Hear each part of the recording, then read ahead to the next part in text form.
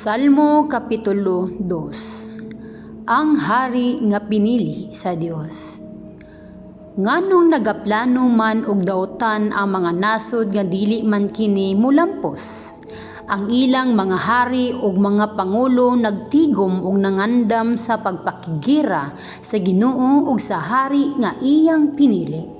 Nagaingon sila, dili kita magpailalom ug magpasakop kanila. Apan ang ilang mga plano gikatawan o gibiay-biay lang sa Ginoo nga nagalingkod sa iyang trono didto sa langit. Sa iyang kapungot gipasidan-an niya sila ug nangahadlok sila.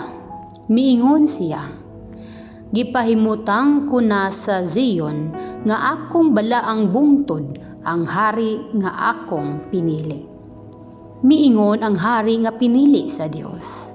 Ipadayhag ko ang giingon kanako sa Ginoo nga ikaw ang akong anak ug niini nga adlaw nga nahimo kang hari ako nahimong imong amahan.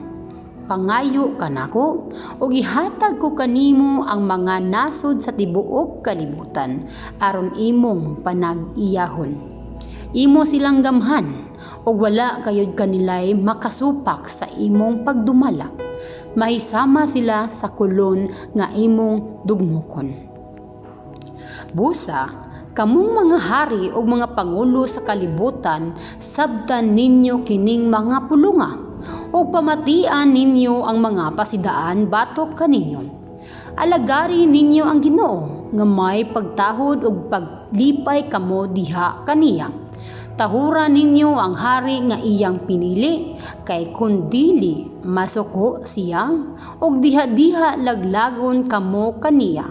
Bulahan kadtong mga tawo nga nagadangop sa Ginoo.